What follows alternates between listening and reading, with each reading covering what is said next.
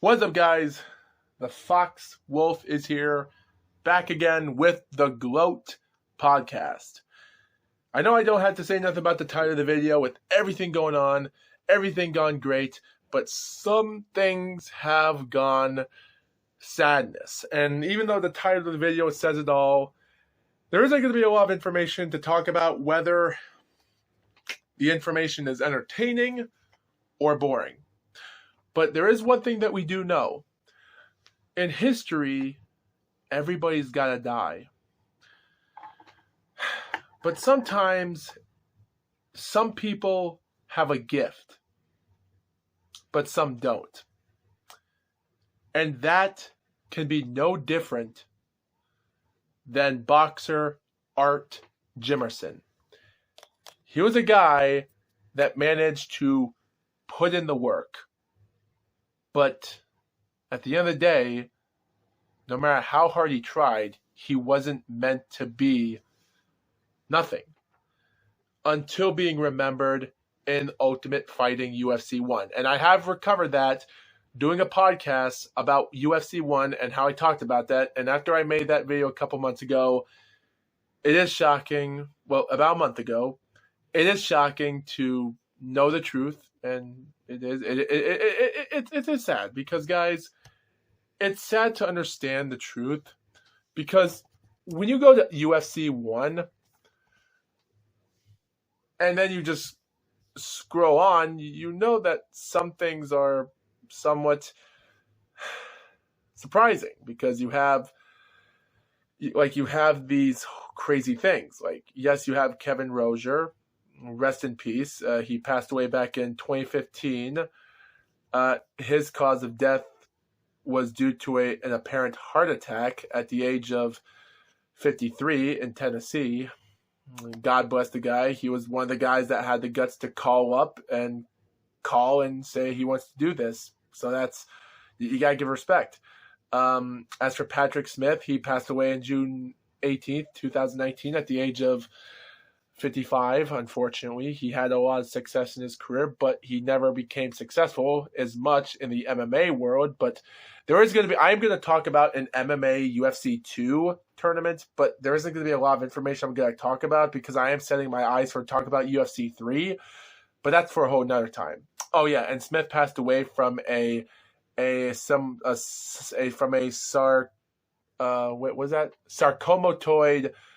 carcinoma, which is a bladder infection or something from his uraphoria, which I don't know where that is, but it was it stated that he had that it stated that his death was possibly attributed to his addiction of chewing tobacco. But yeah, again, I didn't know information about him taking drugs, or neither Kevin Rozier, because he was on his meds his whole time, even during the first UFC. So it's possible. As of right now, since he passed away like a couple of days ago, since May the 8th, we don't know. He passed away at the age of 60, so we don't know the information as much yet. But yeah, it is tough. And guys, when I looked at his boxing career, I see a normal resume, a journeyman. That's what he is. 51 bouts, 33 wins, 17 knockouts, 18 with our losses. 12 of them are knockouts. Mostly, a couple of them were disqualifications in his time, and what even makes it hard that his career ended too soon in boxing. Like in 1985, he started with a few wins, 5-0. Then in 86, he had 2 fights. And one of them, some people actually had rumors said that in 86, the 2 fights he lost against a guy named David Johnson, or as some people said, that's his name on Wikipedia.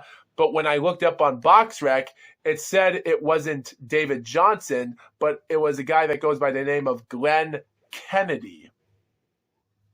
Take that for what you will. Defeated Art in 6 rounds by majority decision. Come 4 months later, Art took on a guy with 2 wins and 2 losses And, well, Art was in a tough competition. The fight was even, coming down to the wire until round 7. Manuel knocked him out and scored knockdown in the 3rd and finished him in round 7 in an 8-round fight. He never boxed again in 86. He never boxed in 87. And Art never fought again until January of 88. And he started winning fights. He fought 7 fights in a row, which were, cupcake, washed up, were low-level opponents. And mostly he barely won some of the fights, just so he would take on Jeff Harding and Dennis Andreas in 1989, March the 1st and October the 26th. Both 10-round fights, both domination losses.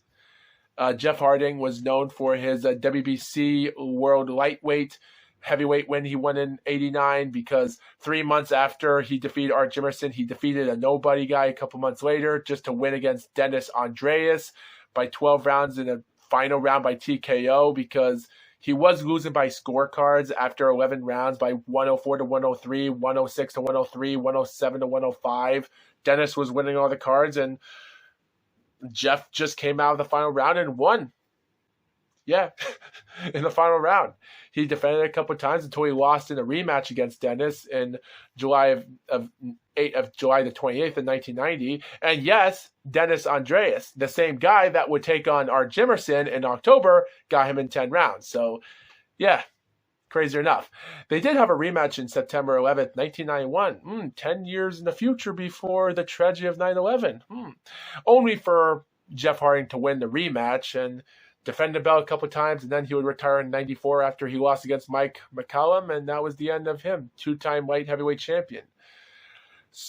And as for Art Jimmerson, well, he fought a couple of times in the early part of 1990, won a couple fights. He fought for the North American Boxing Federation light heavyweight title against Andrew Maynard.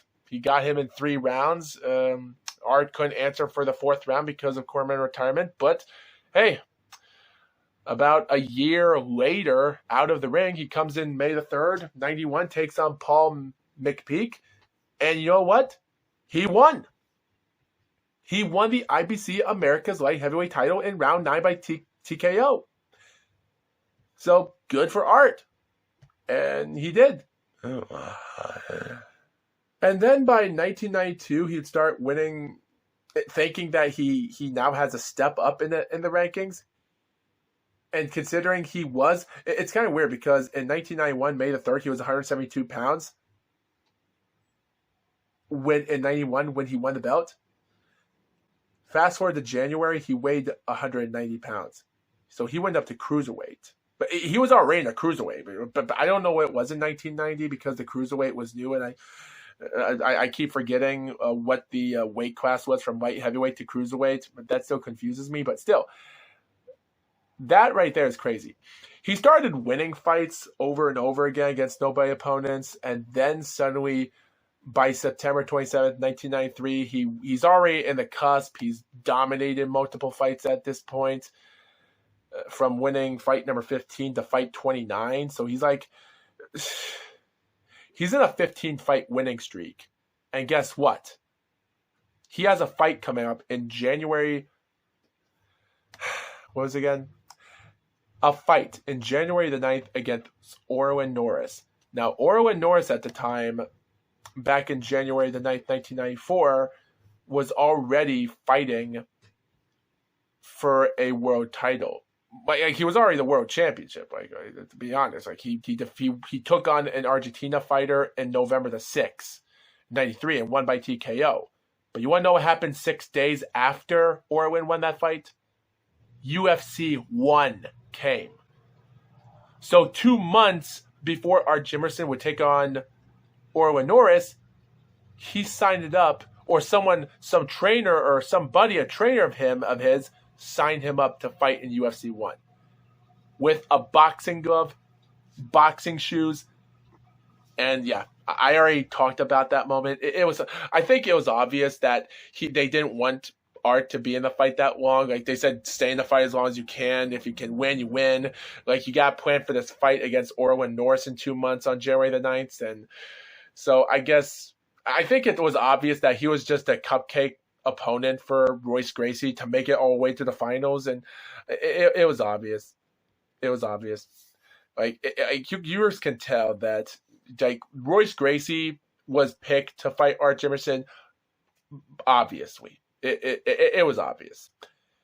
Of course, January the 9th, the fight took place, but it was a non-title fight. It was a 10-round fight, and Art was knocked down, and he lost before coming into the 4th round, and he couldn't answer to the bell at that time, and he lost against Orwin. And then I think that was the moment when his boxing career came to an end. Like, he would come back in April, the 1st of April Fool's Day, wins against a nobody, a jobber, I would say.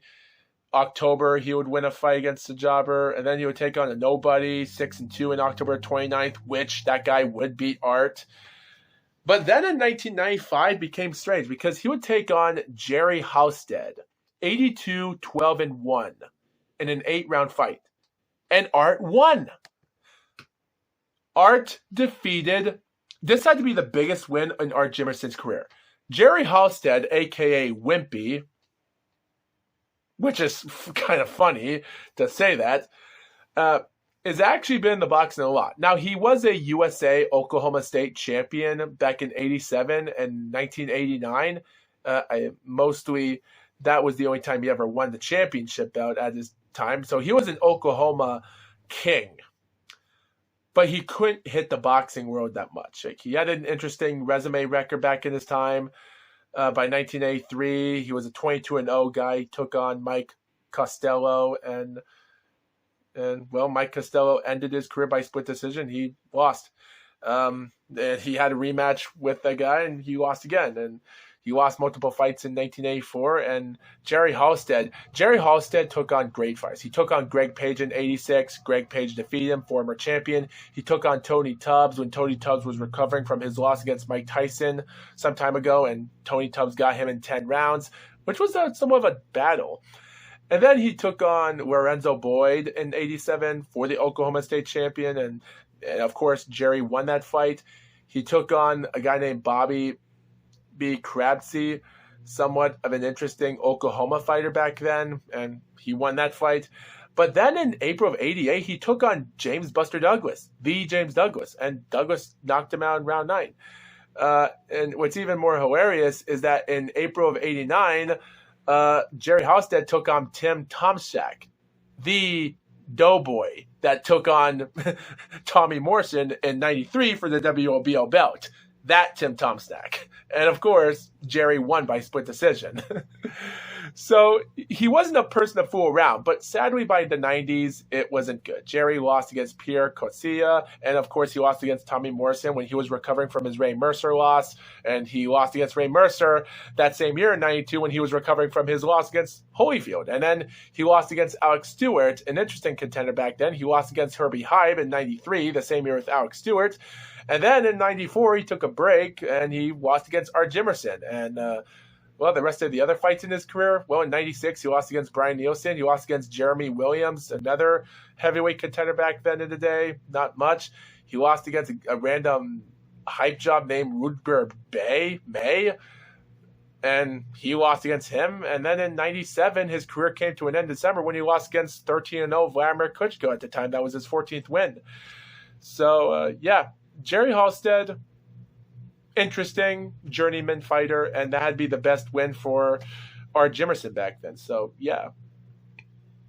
So you got to give credit. That has to be the best win for Art Jimmerson. But that would be the last great fight of his career.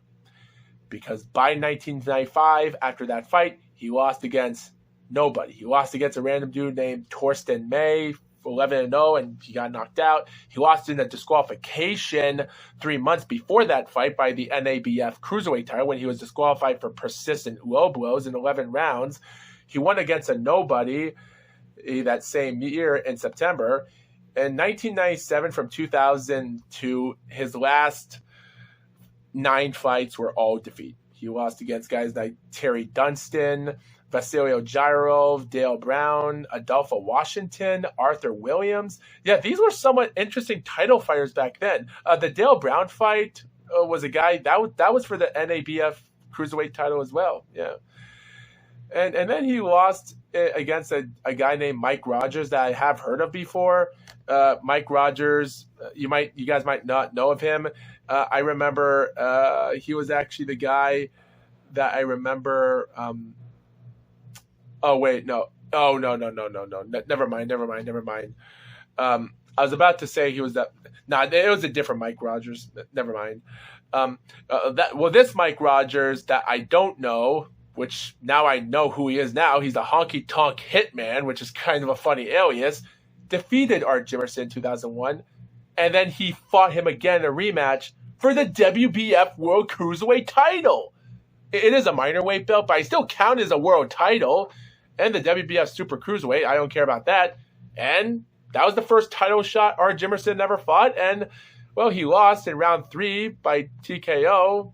The first fight was a DQ on Art, obviously. So, yeah, seeing him have a title fight during his past prime against this random dude named Mike Rogers, the Honky Tonk Hitman, awesome alias, by the way.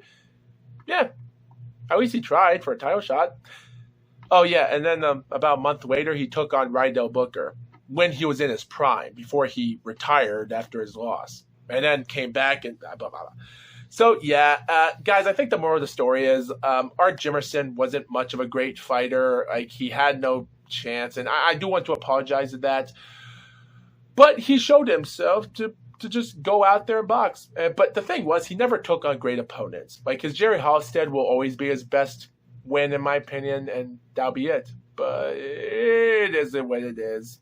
We can't say much about that. He boxed since 1985 to 2002, and he had to live his last 22 years in life.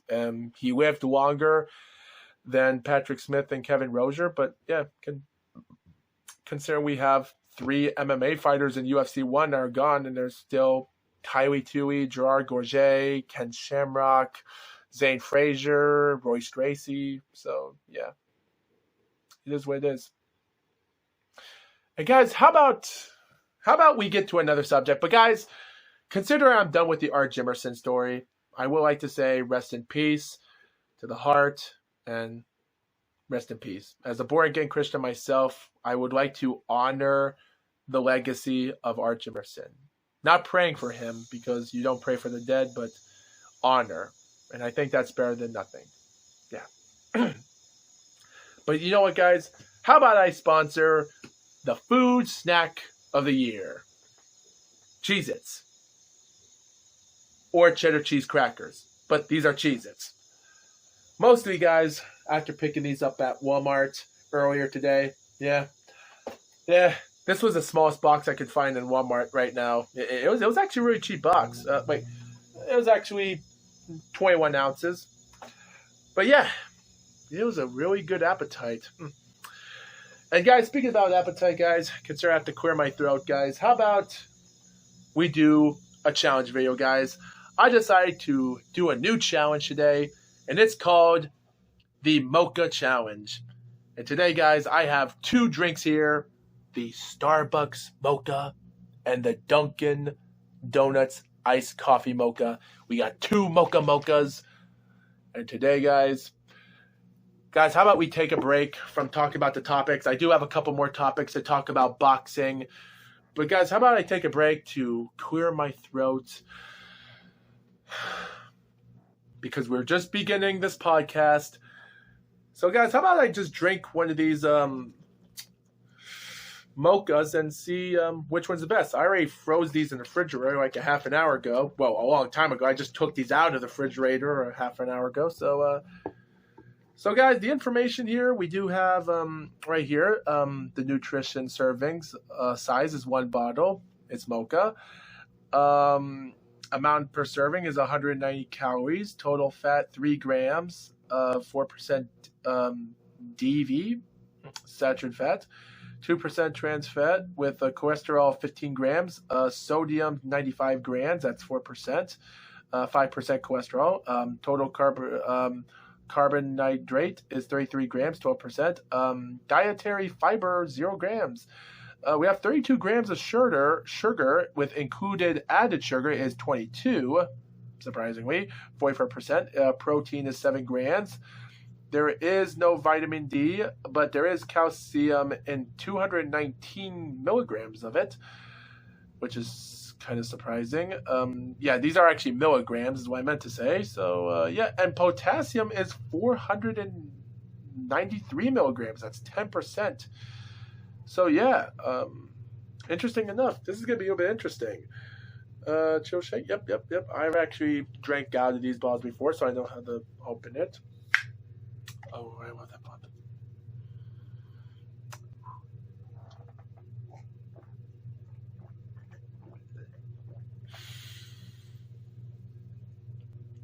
Oh, yeah. Oh, that tastes good. Oh, yeah, that tastes good. Oh, that one tastes good. That tastes good. Okay, I've never drank this one before. The Dunkin' Donuts Iced Coffee Mocha. It has 270 calories. Dang. Total fat is 8 grams, so that's like 10%. Saturated fat, 4.5 grams. That's 23%. Wait, that's total saturated. Oh, so saturated fat was 2 grams and 10%. Dang, so they used a little bit more. The total fat on this one's 3.5 and this one's 8. Dang. Okay, so cholesterol 30 milligrams, that was 11%. So okay, that's actually more than half. Dang. Sodium. So the sodium was 95 milligrams on the Starbucks, but this one right here in Dunkin' Donuts has 90 milligrams. 4%. They're both 4% either way. So total carbonite is 42 grams. It's 15%. So that beats out this one. Dietary fiber. Surprisingly, dietary fiber has 1 gram and 2%. Total sugar is 40 sugars, but included added sugars 30 grams. So that's 60%. Dang. Protein is 8. Calcium 240 milligrams. That's 20%. Potassium is 710 milligrams and 15%. Okay, I have a feeling I gotta be careful on drinking this one, guys, because this one might give me the he-shees. Interesting. Okay, the way they open this one up, just gotta tear it to side. Okay, I'm just gonna tear this. Okay, this one's a pain in the ass to open, but you know what?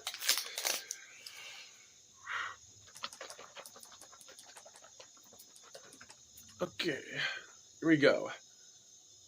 Expiration date, December 16th, 2024. Okay, that's going to last a little bit different. Bought these at the same day. This one lasts until June the 10th, 2024. This one lasts until December the 16th. Okay, so this one lasts a little bit longer for some reason. Maybe it's in the container. I don't know how this one lasts longer. I bought both of these the same day right now in convenience stores. Huh.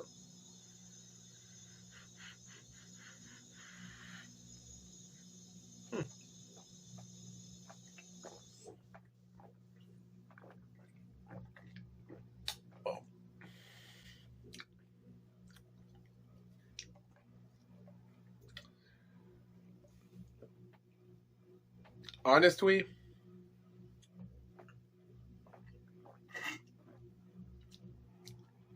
I am tasting the sugar and such into this, but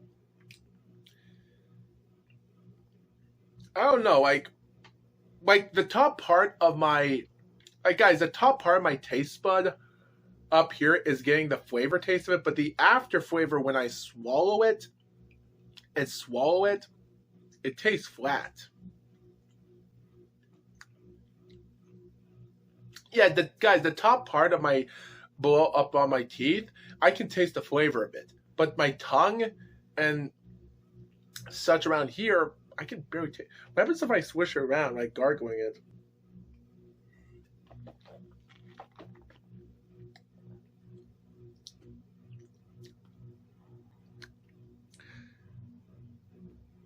Guys, this is weird.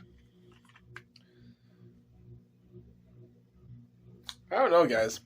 like the after flavor dies quickly, but this one, like the Starbucks doesn't die in the after flavor as much.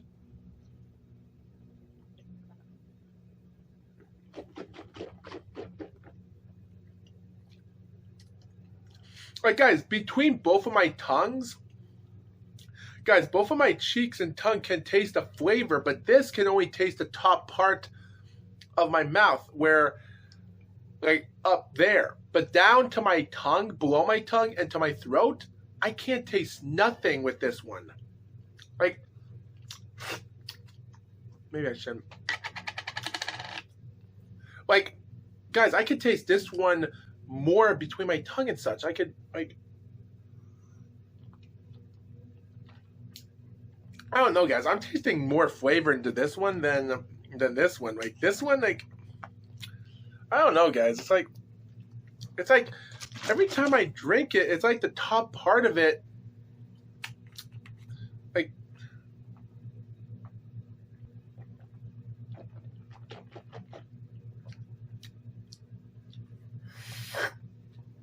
so as I'm drinking it right now, it's flat. That's what I'm tasting out of this one. I'm tasting it flat. I'm tasting good deliciousness. This has 270 calories and this one's 190, dude. Dude, I give Starbucks the win here. Like, what the heck, man? Dude, if anyone wants to order a good drink, orders at stuff. If anyone likes mocha, go get the Starbucks. It's actually interesting. This one's 13.7 fluid ounces. That's 405 milliliters. This one right here is 9.5 fluid ounces, 281 millimeters. That one has more, but this one has the best flavor. Go order this one. Like, if you guys love mocha, go get Starbucks. The Dunkin' Donut iced coffee, I don't know. That's weird.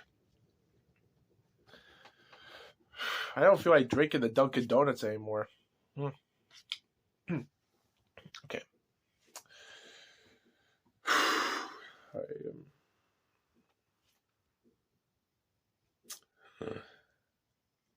Finally.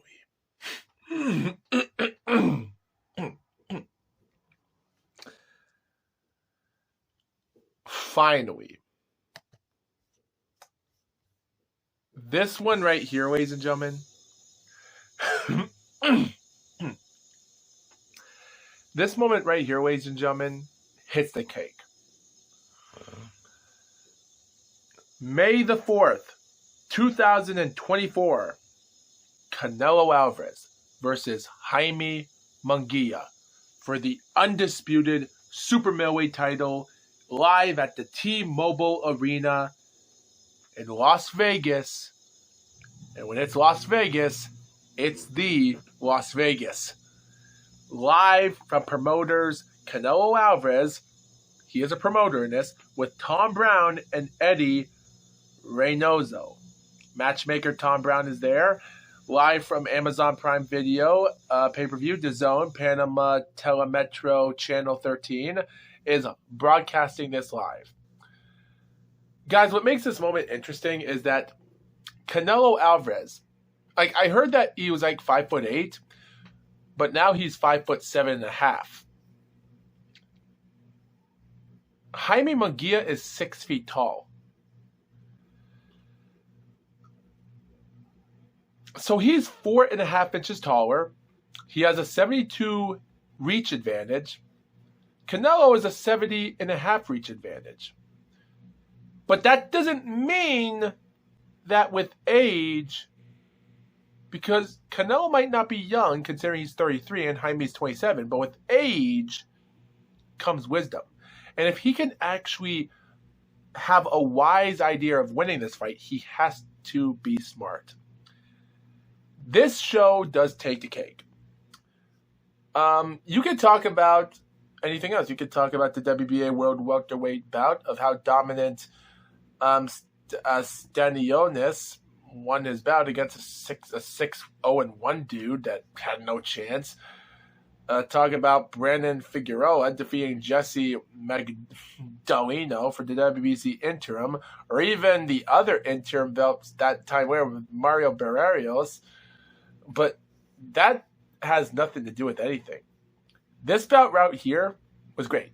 We have 2 Mexicans, and guys, I wanted to vote for Jaime Munguia to win this fight, but I knew in my heart of heart he wasn't. Because I thought of it this way. I went to Tapology.com. Go down. I do have links in the description if you guys want to go to Tapology. Tapology.com is actually a site where you can vote in MMA fights or boxing fights, to vote in all events, to vote for your favorite fighter, who you think is going to win. There'll be a percentage. You'll get points earned, award points. Go on there live right now. I voted for Canelo on Tapology to win 12 rounds by decision. I did say that if Jaime Munguia took this fight a year later in 2025, I think he would have won, because Canelo might be past his prime. I think the year 2025 will end his career. He might even retire in 2025, because he might end the same career like Mike Tyson did from 85 to 2005. And Canelo took his place in 2005, and he's going to retire in 2025. That's what I think. That's what I think Canelo's going to do. So I thought to myself, maybe Jaime should have taken this fight a year later, not now. Jaime is 43-0. The thing we have in common is that Canelo Alvarez, back in 2013, he lost his first fight. He lost his first fight against 44-0 Mayweather when Canelo was 42-0-1, one draw. Around 2022, another boxer named Gilberto Ramirez was 44-0. He lost against Dimitri Bivol, which was like several months back before May when Dimitri defeated Canelo for the super light heavyweight, and then he defeated Gilberto Ramirez. But you want to know what both Ramirez and Alvarez had in common? They both came back from that loss and they started winning titles. Canelo is an undisputed super middleweight. He won back multiple belts in welterweight, super middleweight, and middleweight, and even won the light heavyweight back in 2019. Gilberto Ramirez, he had to recover from that loss against Dimitri Bivol a while back.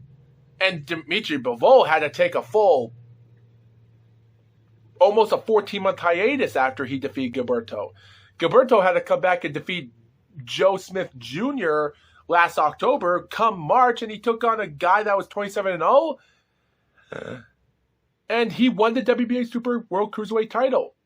What does this have to do with Jaime Munguia? Well, Jaime, he was 43-0 at the time. And I thought to myself, even if Jaime loses, it's not how he loses, it's can he come back from this loss the same way Canelo and Gilberto did.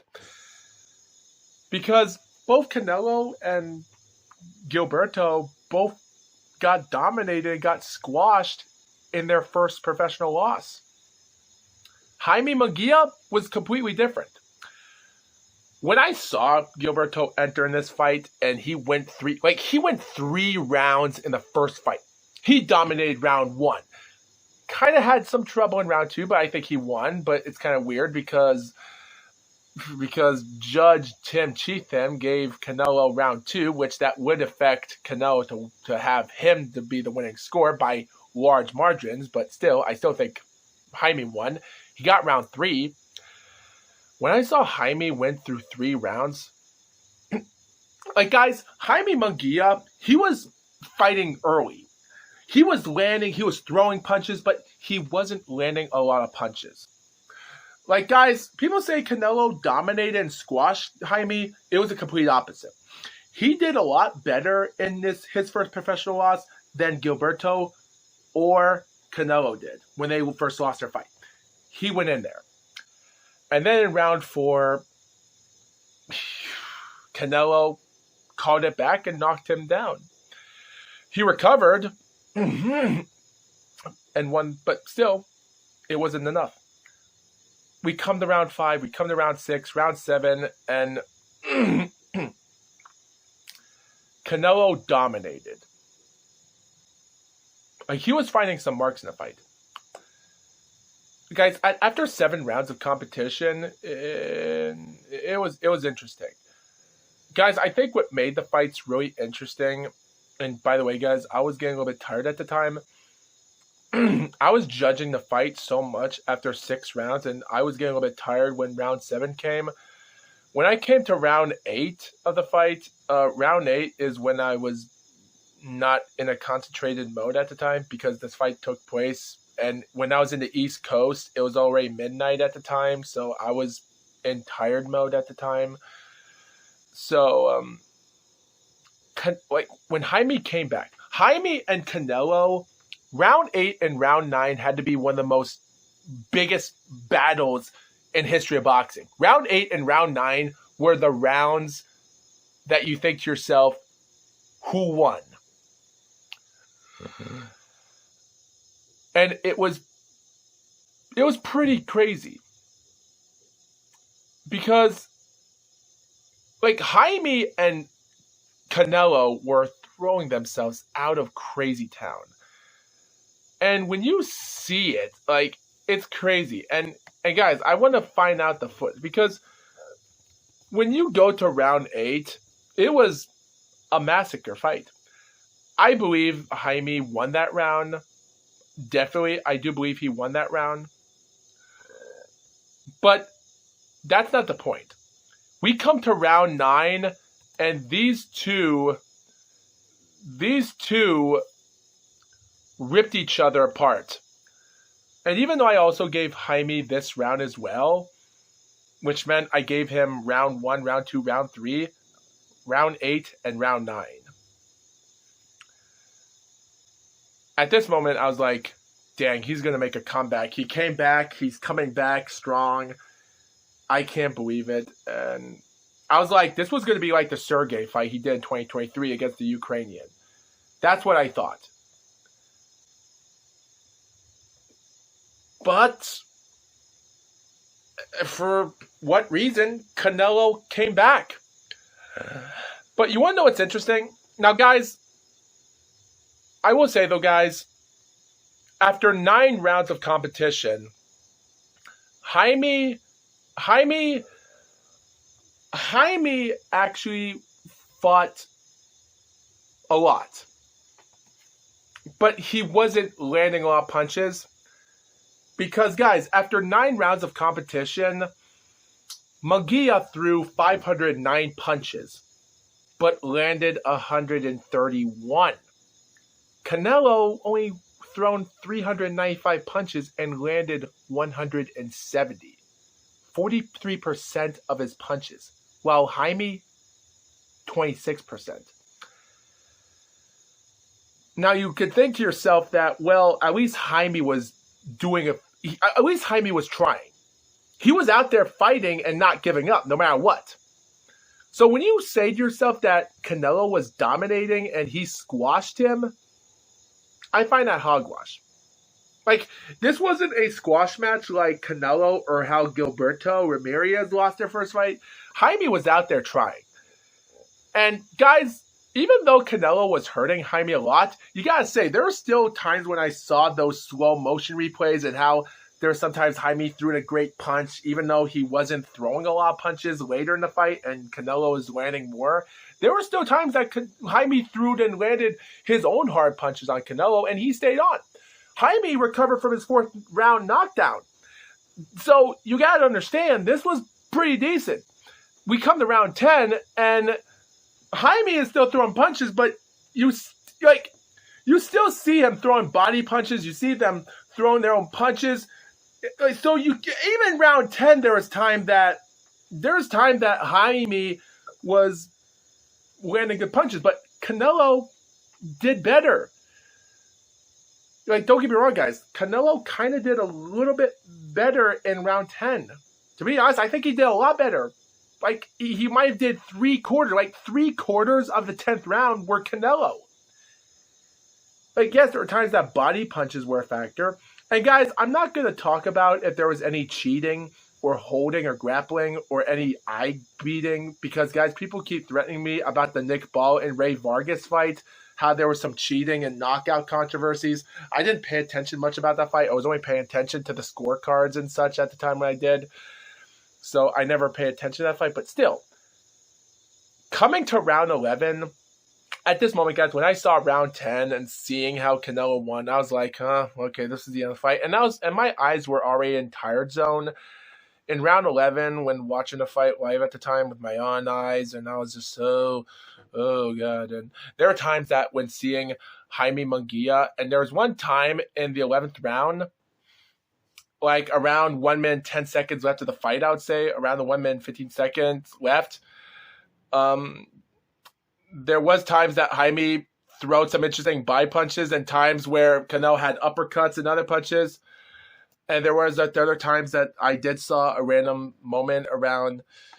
Well, I'm not going to get into the details because there's so much information and I can't talk too much about it because I'm trying to get to the other segment. But yeah, I didn't concentrate much in that 11th round. And I actually thought Jaime won that fight, but so I actually gave him the 11th round for a reason because I think he deserved it. But when watching back the footage today, yeah, I was way off of round 11. But I gave him the round anyway, so to take that for what you will. But round 12, guys, when I saw Jaime, but guys, when I thought Jaime won round 11, in my opinion, the first time when I saw this fight, I thought round 12, he was going to go all in. In the 12th and final round, this had to be the most dominating round in Canelo's entire fight. This is the best dominating round Canelo ever had in the entire night. He went all hell loose. In the final 20 seconds and 30 seconds of the fight, there were times that he might have landed interesting punches here or there. He was throwing hard punches. Like, they were trying to knock each other out at the time. There was times during the last 2 minutes and other such, he was throwing his own good punches. Jaime just gave up at the end. So the scorecard comes in at 114 to 113. That was my scorecard. I gave Canelo Alvarez round 4, 5, 6, 7, 10, and 12. Round 4 was the knockout, so it was a 10-8. So technically, it wasn't 6-6 even for Jaime. It was 6-5 because he lost a point due to the knockout. So Canelo won. But the judges had it differently. Tim Cheatman did, like I said, he gave Canelo that second round. He gave him the other rounds. And he gave him a few other rounds that were somewhat, I think you can already tell, 117 to 110, favor for Canelo. David Sutherland decided to give him 116 to 111. The rounds that he gave for Jaime was round 1, 2, 3, and round 9. That's fair. And then Steve Weisfeld, him and I both had it almost the same. He gave him round 1, 2, 3. He gave him round 8. He gave him round 9. He didn't give him round 11 like I gave him, so I guess his score is fair, 115 to 111. So, yeah, all of it was favored. Canelo Alvarez, that's it. So, should Jaime Munguia quit boxing? No. Jaime, if you're watching this, don't feel bad about yourself. You did an okay job that day. And if I was you, continue fighting. If Canelo Alvarez and Gilberto Ramirez came back from their loss and won titles, you can do the same thing. Don't quit boxing, Jaime. Come back from this loss. Give yourself a year or so to take a break, maybe in 2020, 2024, and 2025 to win some fights. And then in 2026, come back and win the title. Until the belts for the super middleweight are stripped. Or you could go light heavyweight. I think Gilberto Ramirez would do a damn good job in the light heavyweight. He might give Dmitry Bivol or even Artur Beterbiev a hard time. Maybe any of those fighters. I could see him fighting hard. He might not win a lot, but he might win 1 more, 2 more titles the same way Gilberto. So, yeah, Jaime, keep boxing. You still have it.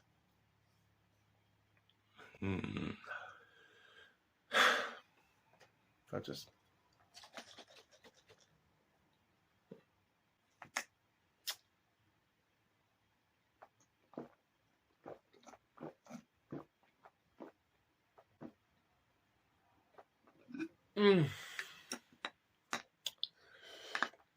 Oh boy.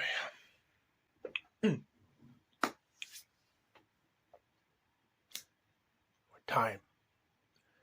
Naoya Inoue versus Louis Nuri.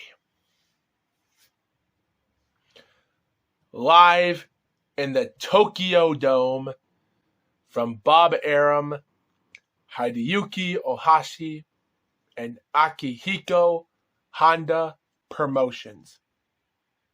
3 promoters,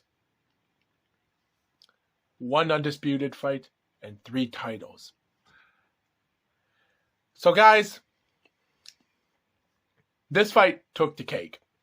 Now, before the fight took place a couple days and so, and after Canelo won and such, Terrence Crawford, I think he was still the number 1 pound for pound at the time until he became number 2 pound for pound of all time in BoxRec, and then Naoya came and became number 1. He would still be number 1 in my opinion after this fight. This fight, May the 6th, live in the Tokyo Dome in Tokyo, Japan, became legend. It goes to show you, no matter how good you are, things can go wild. This fight right here cemented itself as history because this one right here is history. And when you look at the fight today, it does give you some he-she-he-jees. It's crazy. So the first round of the fight, in a way, did not take his time. Now, guys, when you look at this fight and you look back at it, you gotta be careful because even when you're in a title fight or even an undisputed, you have to study the guy that you're fighting. Inoue went into this fight guns blazing. And in the first half a minute, these guys were throwing their punches. There's times that Lewis was throwing his own punches. He was throwing his own jabs. So there was times that it was somewhat of an interesting duty of what they're doing because you guys gotta understand, Louis Nuri was a southpaw fighter and Naoya Inoue was an orthodox. So when you look at it from that perspective, it wasn't obvious when you look at it because like Louis Nuri was already trying to come back from his loss against the Brandon Figueroa fight in 2021 for the unified super bantamweight after he lost his WBC. So you can't say that this can cement Inoue for taking on a former champion. It could be amazing if it's said so. He went into this and in a minute and 30 seconds, like out of nowhere, guys, I paid so much information for this. And guys, the script and information says it here on my computer. And I wrote down a lot of information as best I can. Naoya Inoue, at 1 minute 30 seconds of fight, they throw body punches. Naoya throws an uppercut close to Lewis. And then Lewis throws this unbelievable left punch. Straight out of a Rocky movie. Naoya turns his body 180 degrees back. Almost like the knockout from Rocky IV, the scene of the montage scene when Rocky was cutting down a tree and Ivan Drago knocked out his opponent. The same way, the scene. I'm sure you viewers saw the scene of Rocky chopping down a tree in Russia, and the tree fell down, and then it cuts to Ivan punching the guy, and he takes the fall, and his body's turned this way. That's what happened at Naoya. Lewis threw that amazing left punch. It turned his body this way, and I thought he was going to land face on his belly, like face down. Surprisingly, he would land on the side of his body, and I thought he actually hurt his ribs because part of his left arm kind of hit the ground first, and that kind of almost scared me. It was scary. Now, Naoya would take his time, and like he would take his time to get back up. By the rest of the round, I think after that round, Louis Nuri, in my opinion, seemed too comfortable. I think he thought to himself that he was going to win this fight by attacking him. because I thought Lewis, in my mind, because I did vote on Tapology that in a way was going to win in round 8 by KO or TKO, whether you say. I was going to say KO, but either way. Lewis, out of nowhere, he was doing an interesting job in round 2. He was trying to give Noya a hard time. There are times when they had their own punching, studying each other, and out of nowhere, Lewis, in the 2-minute mark, Lewis charges after him. Before Noya can put his back to the ropes, he studies with it. He sees Lewis charging closer to him, and he throws the left punch down. Lewis drops down to his butt. He gets back up quickly, returns the favor. Noya returns the favor, commentator said. He would recover from that. Now we're 1-1 even. At this moment, you viewers can already tell that this was going to be a crazy night. Coming into round 3 was crazy because there were times that they had their own punches, but around the 2-minute 45-second mark of the fight, there was a time when Noya had a great hard punch on him, and Noya started taking his time. Lewis started taking it still, but like in a way definitely had round 3 in the bag. Like he was throwing some great jabs. Lewis was trying to throw punches attacking him. There are some great jabs in Noya. We come to round 4, and there's times that Lewis would throw a hard swing. Around the 1-minute 15-second mark of the 4th round, he misses a jab far away, and then out of nowhere, guys, how many times have you ever seen Noya did this?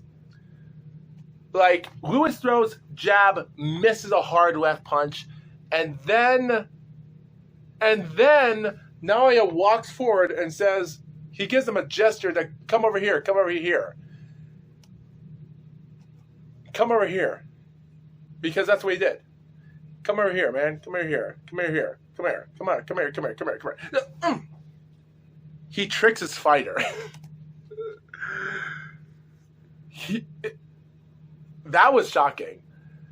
But you want to know what is more like at that moment, guys, that was hilarious. Now, these were definitely in a way rounds here. He definitely had them. And round 5 was the moment that came.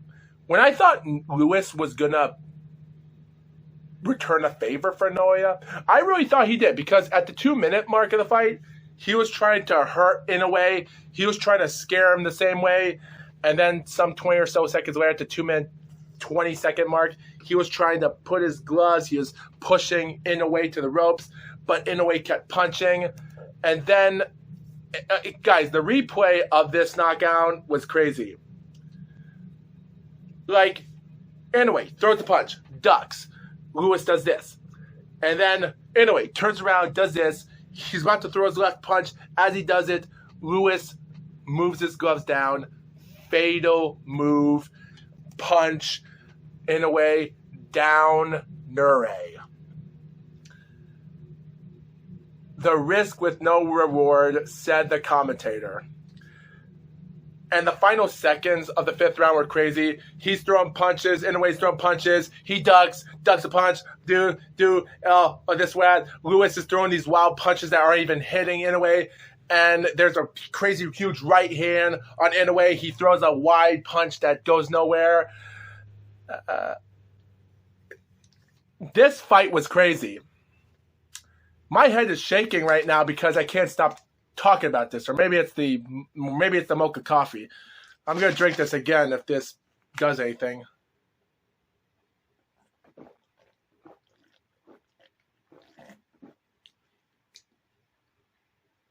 Guys, like I'm saying before, guys, I'm still tasting the top part of my throat is still tasting the flavor. I do taste some chocolate type flavor into this, but still, the top part still has a flavor. But both sides of my tongue and the bottom, not really tasting the flavor. It's just flat. Anyway, we go to round 6, and this is what happens. He studies. They study each other back and forth. They throw punches. He throws a punch. They throw a punch. And then 50 or 45 seconds into the round, Lewis comes out of nowhere. He boom, boom, boom, boom, boom, boom, boom, by punches. What does Inoue do? Guys, these punches, before what Inoue does, Lewis is just throwing bah, bah, bah, bah, bah. You can even hear these punches loud. Like, he's hitting these punches with Inoue so hard, trying to hurt his body. Like it's crazy. He goes boom, boom, and uppercut, uppercut. Like, the punches were loud, but then seconds later, Inoue throws punches back. These punches were more louder, heavier than how Lewis hit Inoue. Like, and you want to know what's crazy?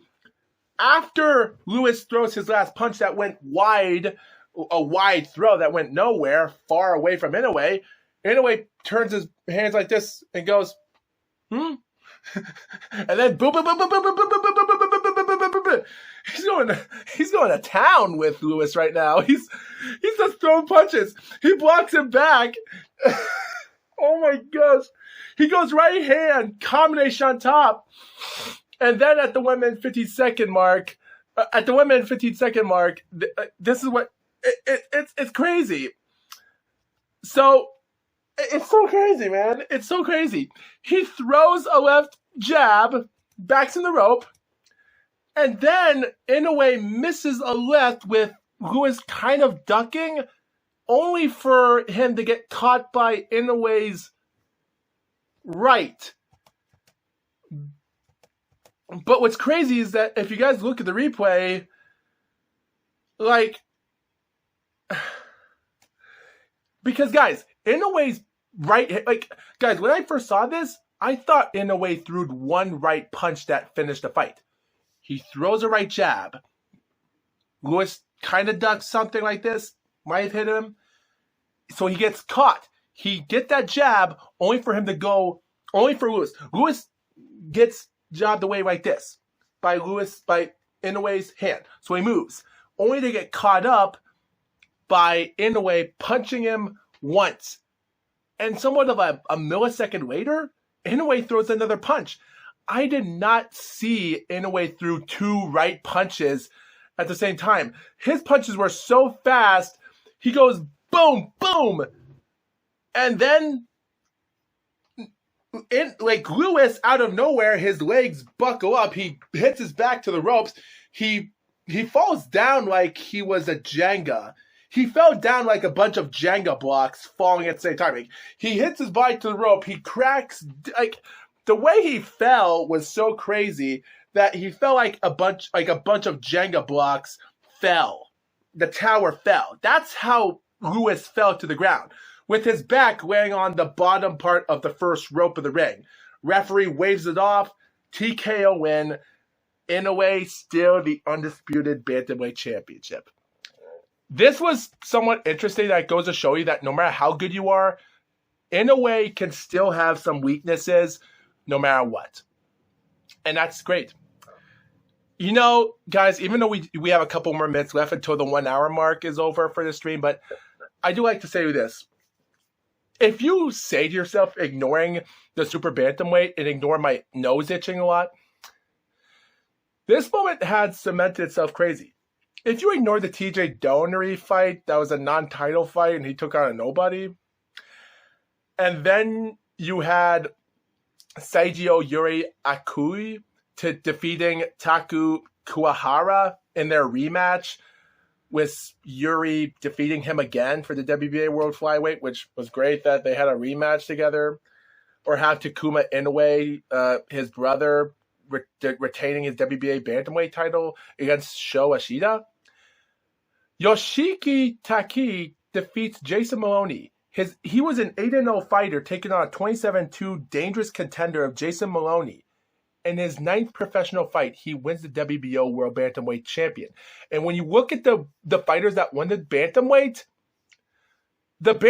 has Ryosuke Nishida, IBF, Takuma Inoue, WBA, Junto Nakatani, number 1 in BoxRec, he's the WBC. Yoshiki Taki is the WBO World Bantamweight Champion. 4 Japanese fighters have one piece of the world bantamweight belt.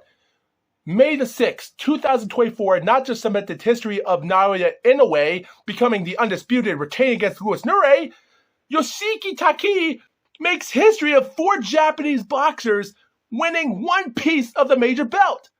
That right there, cemented, is history, and my nose keeps itching like a crazy. That cemented is history, and I love it. If that doesn't make history the greatest thing in Japan, I don't know what is, and I'm just enjoying every bit of it. So, yeah, and if that's the way to end this podcast, I'm happy about it, because this is the greatest moment in Japanese history. Period.